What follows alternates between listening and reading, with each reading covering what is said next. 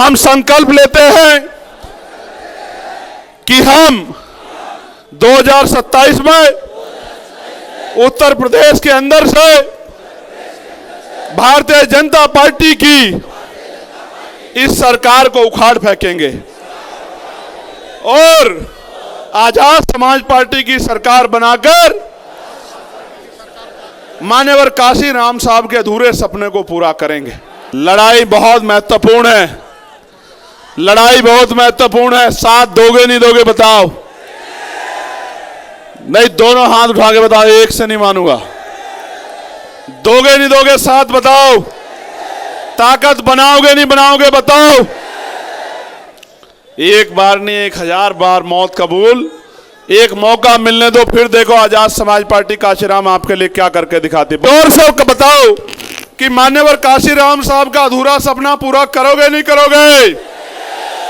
आपकी आवाज कम है, मेरी आवाज ज्यादा। बताओ सपना पूरा करोगे नहीं करोगे? वो जो पेड़ पे चढ़े वो बताओ सपना पूरा करोगे नहीं करोगे? वो जो वहां पानी के टैंक पे बैठे दोनों हाथ उठा के बताओ सपना पूरा करोगे नहीं करोगे? प्यारे साथियों, आज फिर मेरे साथ दोनों अपने पैरों पे खड़े हो जाओ। सब लोग मेरे साथ संकल्प लो। जो संकल्प मैं यहां से लूंगा उसको दोहराने का काम करना। ऐसे हाथ करो, ऐसे। हम संकल्प लेते हैं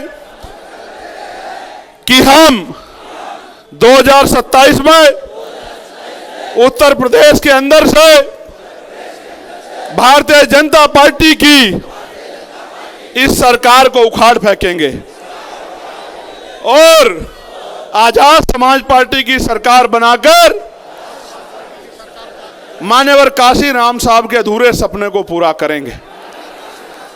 संकल्प लेते हैं कि हम सत्ता परिवर्तन करेंगे। और गौर से सुनो, वोट हमारा बहुजन समाज के लोगों को जाना चाहिए और नोट भी हमारा बहुजन समाज के लोगों को जाना चाहिए।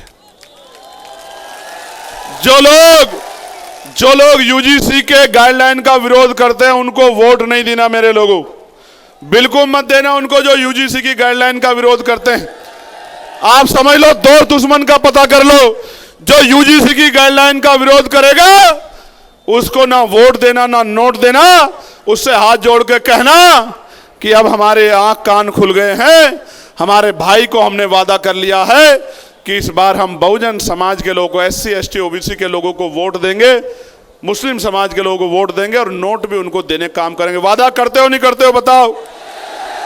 अगर आपने ये कर लिया तो फिर मैं आपको लिख के देता हूं कि जो लोग मुझे धमकियां दे रहे हैं ना, वो आपके दरवाजों पे नाक रगड़ते दिखाई देंगे आपको। मेरी बात, एक बात और बताना चाहता हूं, इस देश में बाबा साहब अंबेडकर ने अपने 4-4 बच्चों की कुर्बानी देके हमें वोट का अधिकार दिलाया है। मेरे लोगों, ये वोट का अधिकार नहीं होता तो ये बड़े बड़े कुर्ते वाले, बड़े बड़े गाड़ियों वाले, बड़े बड़े महलों वाले, बड़े बड़े घरों वाले ये हमारे गरीब समाज की गलियों में नहीं आते।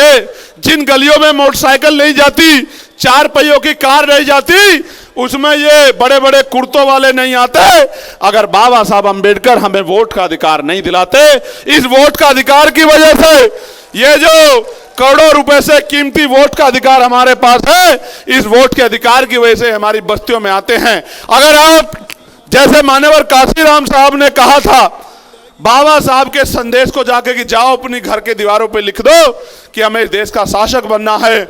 अगर आप अपने घरों पे लिख दोगे कि हमारा वोट भी यूजीसी की गाइडलाइन मानने वालों को और हमारा नोट भी यूजीसी की गाइडलाइन मानने वालों को, तो मैं लिख कर देता हूं कि ये लोग नारा भी लगाएंगे जय भीम का,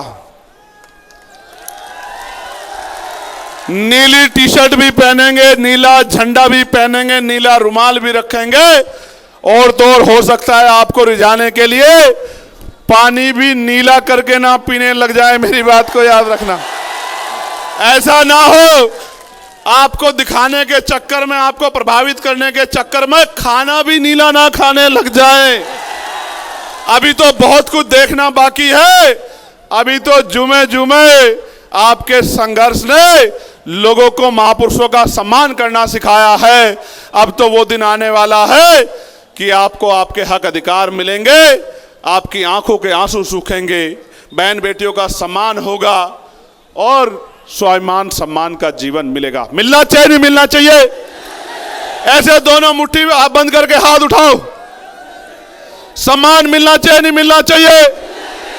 रोजगार मिलना चाहिए नहीं मिलना चाहिए? हक अधिकार मिलना चाहिए नहीं मिलना चाहिए?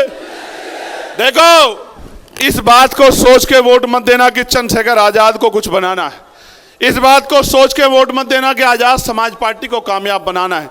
एक ही बात को सोचकर वोट करना कि हमें बाबा साहब अंबेडकर, मान्यवर काशीराम साहब फूले साहू के सपनों को पूरा करना है। हमें अपने ऊपर जो कर्ज है उसको उतारना है। हमें अपने बच्चों को जुल्म, जाति, अन्याय, अत्याचार की बेड़ियों से बाहर निकालना है। हमें स्वाभिमान सम्मान का जीवन प्राप्त करना है। हमें इज्जत की रोटी खानी है, इज्जत का पानी पीना है, इज्जत से रहना है। क्योंकि बाबा साहब कहते थे कि आदमी भूखा रह सकता है लेकिन अपमानित होकर नहीं रह सकता। मैं गलत तो नहीं कह रहा हूं? बाबा साहब ने जो कहा वो गलत तो नहीं कहा? आदमी भूखा रह सकता है ना?